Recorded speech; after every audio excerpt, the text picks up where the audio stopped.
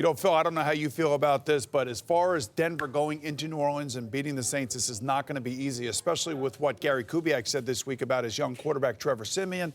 He's got to play better, but Denver comes into this game with all these injuries on defense. Yeah, when you talk about Derek Wolfe for the Denver Broncos, he's the run stopper, pretty good pass pressure guy. They missed that for sure. We saw that last week and how they handled the run. But also, Aqib Talib, the Denver had the greatest luxury in the NFL. They had the best secondary in the league.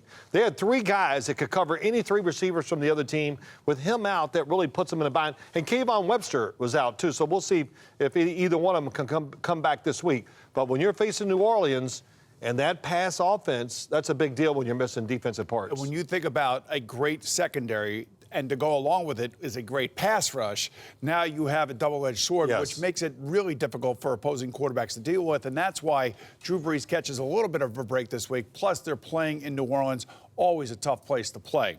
Yeah, now, the other thing to come about, though, I'm really interested about that game to see, and we talked about it earlier today, you and I did. The New Orleans Saints have an excellent offensive line, and I'm really anxious to watch Von Miller against these really, and man, they're big, too. They're big, they're athletic, to see that pass rush of Denver's against them. And if there's an offensive coach in football that can get it right, it will be Sean Payton with Drew Brees, two of the best at their respective positions. As far as New Orleans is concerned, is this a team on the rise? And if you are Atlanta, are you looking in the rearview mirror at a team that really is starting to come within itself? Yeah, I don't think you're looking at them yet. I'll say this about the Saints. You look at Sean Payton, he's not the biggest guy in the world, but man, he coaches them tough. Yep. And his teams are tough. They do play hard. He's great at what he does. And the New Orleans Saints, no matter where the game is right now, as I watch them, I've watched a couple of their games really close.